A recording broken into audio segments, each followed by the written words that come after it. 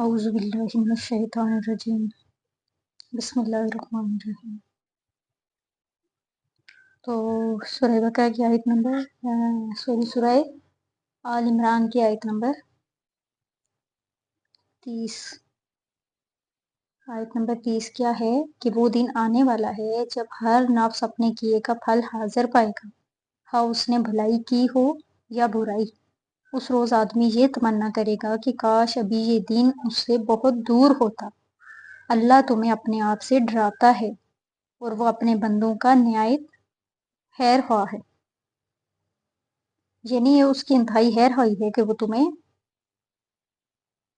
वक्त से पहले कबल अज वक्त ऐसे अमाल पर तंबी कर रहा है जो तुम्हारे अंजाम की खराबी का बाइस बन सकते हैं।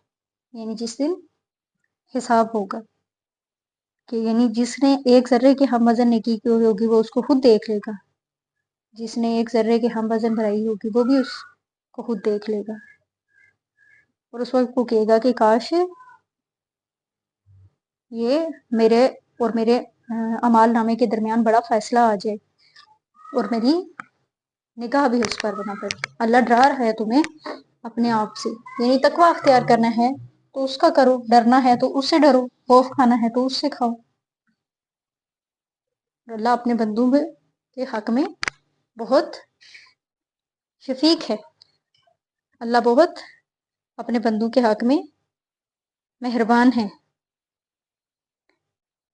अब अल्लाह बार बार ये तंबी कर रहा है कि ताकि तुम्हारी आखिरत खराब ना हो, आकबत खराब ना हो। 31 है आयत नंबर कि ए नबी कह दीजिए अगर तुम अल्लाह से मोहब्बत करते हो तो मेरी पैरवी करो। अल्लाह तुमसे मोहब्बत करेगा और तुम्हारे गुनाह बख्श देगा और अल्लाह बख्शने वाला रहम फरमाने वाला है। अब ये आयत बहुत महरूफ है और मुसलमानों को पसंद भी है। मोस्टली हमारे यहाँ वाज और खताबात में ये बयान होती है। यानी कि अल्लाह सुब्हानहू व तआला क्या फरमाते हैं कि अगर अल्लाह से मोहब्बत करते हो तो नबी की, अल्लाह के महबूब की पैरवी करो। अल्लाह फिर तुमसे मोहब्बत करेगा और तुम्हारे गुनाह बख्श देगा। फरमाया है नबी अलैहिस्सलाम से कह दीजिए कि अगर तुम अल्लाह से मोहब्बत करते हो तो मेरी पैरवी करो, मेरा इत्तबा करो, बेशक अल्लाह बख्शने वाला रहम फरमाने वाला है। आयत नंबर 32 के है कह दीजिए अतात करो अल्लाह की और रसूल की, फिर अगर वो पीठ मोड़ लें, अल्लाह को ऐसे काफर पसंद नहीं। क्या है कि अब ये जो दो आयतें हैं ये इस एतबार से बहुत अहम है कि इनमें रसूल सल्लल्लाहु अलैहि वसल्लम के लिए दो अल्फाज आए हैं, अतात और इत्तबा। अतात अगर नहीं है तो ये कुफर है। अतात तो लाजम है, वो भी दिली आमादगी से, मारे बांधे नहीं। अब अतात किस चीज में होती है कि जो हुक्म दिया गया है कि ये करो वो आपको करना है, और इत्तबा तो उससे बुलंदतर शे है। इंसान खुद तलाश करे कि हजूर सल्लल्लाहु अलैहि वसल्लम के अमाल क्या थे, उन पर अमल पैरा कैसे होना है। हाँ आप सल्लल्लाहु अलैहि वसल्लम ने हुक्म उसका दिया हो या ना दिया हो। अब इत्तबा का मामला ये है कि नबी सल्लल्लाहु अलैहि वसल्लम का इत्तबा करने वाला अल्लाह का महबूब बन जाता है। यहाँ फरमाया है कि नबी अहले ईमान से कह दीजिए अगर तुम अल्लाह से मोहब्बत करते हो तो मेरा इत्तबा करो, मेरी पैरवी करो, देखो कि मेरे शब रोज़ क्या है, मेरे क्या दिलचस्पियाँ हैं, तो तुम्हारे गुनाह बख्श दिए, वो यकीनन गफूर रहीम है। बाकी अतात तो अल्लाह और उसके रसूल की बहर सूरत करनी ही। अगर ये अतात उस अतात से मोड़ लें तो अल्लाह ताला को ऐसे काफर पसंद नहीं है।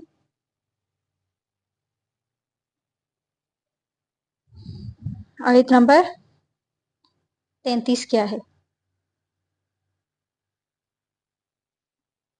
यकीनन अल्लाह ने चुन लिया आदम को, नूह को, आले इब्राहिम को और आले इमरान को तमाम जहानों पर।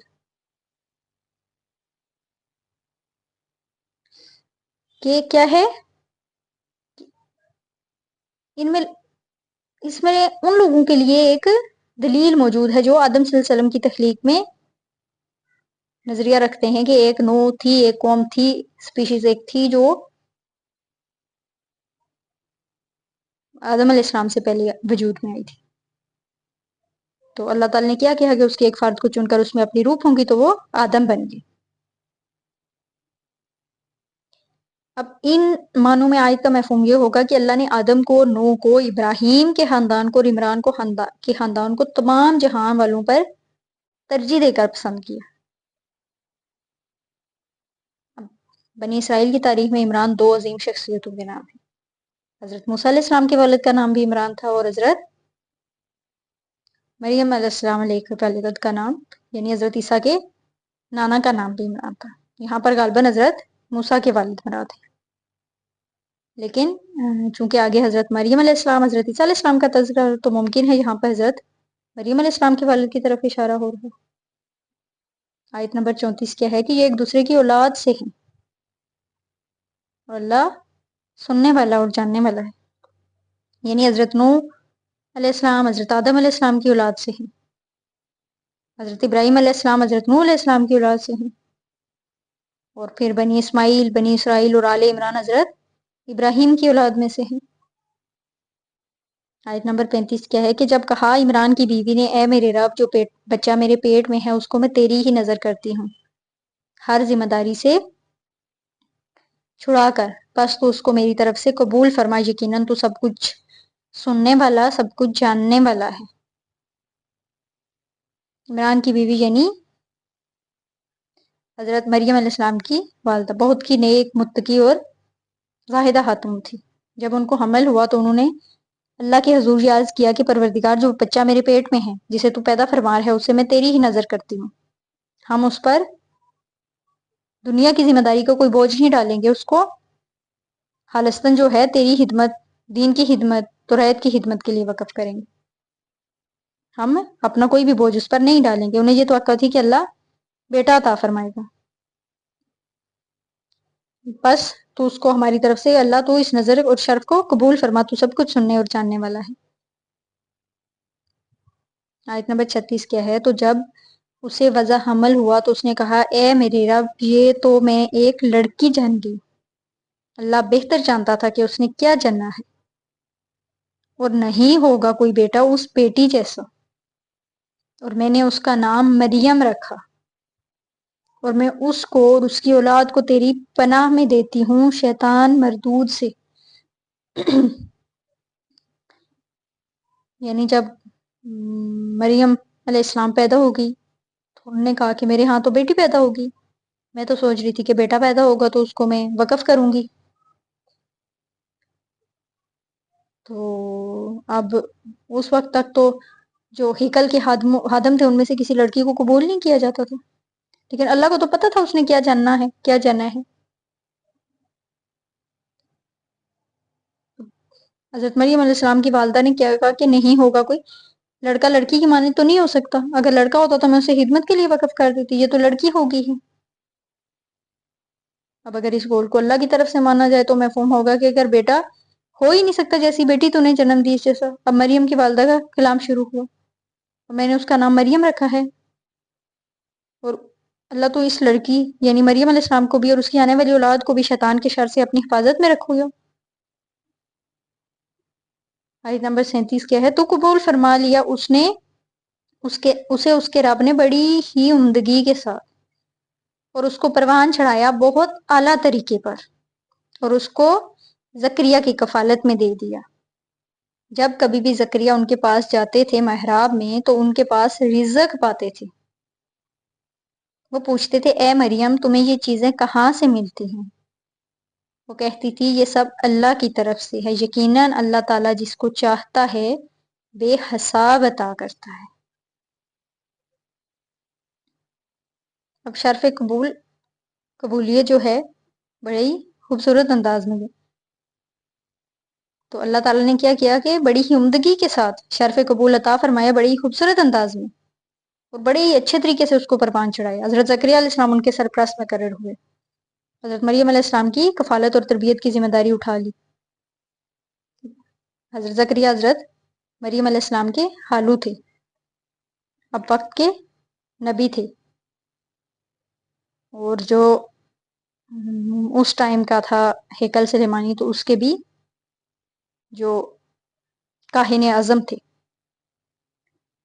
تو جب کبھی وہ محراب کا تھا، اس کا ایک گوشہ یا حجرہ ہے جو مریم علیہ السلام کے لیے مخصوص کیا تھا، جب کبھی زکریا علیہ السلام ان کی دیکھ بھال کے لیے ان کے حجرے میں جاتے، اکثر جاتے تھے، جب بھی جاتے تو دیکھتے کہ مریم علیہ السلام کے پاس کھانے پینے کی چیزیں اور بغیر موسم کے پھل بھی موجود ہیں. بعض لوگوں کی رائے ہے کہ یہ جو ہے رزق سے مراد مادری کھانا نہیں، مادی جو کھانا ہے وہ نہیں ہے، بلکہ علم و حکمت ہے. جب زکریا علیہ السلام ان سے بات کرتے تھے تو حیران رہ جاتے تھے کہ اس لڑکی کو اس قدر حکمت اور معرفت کہاں سے حاصل ہوگی. اور وہ پوچھتے تھے کہ یہ انواع و اقسام کے کھانے اور بے موسمی پھل تمہارے پاس کہاں سے آتے ہیں، یا یہ علم و حکمت اور معرفت کی باتیں تمہیں کہاں سے معلوم ہوتی. وہ کہتی تھی یہ سب اللہ کی طرف سے ہے، یقیناً اللہ جس کو چاہتا ہے بے حساب عطا کرتا ہے. آیت نمبر 37 سے ہماری کوشش ہوتی ہے کہ جو بھی ویڈیو بنائیں، جو بھی سبق پڑھیں تو وہ اتنا ہو کہ آسانی سے دوسرا بندہ اس کو سن بھی سکے، اس کو پڑھ بھی سکے، سمجھ بھی کر سکے. اس لیے کوشش ہوتی ہے کہ 10-11 منٹ سے زیادہ لمبی ویڈیو نہ ہو. اس لیے آج تک کے لیے یہی ہے، اتنا ہی ہے. تو نیکسٹ آگے کنٹینیو کریں گے.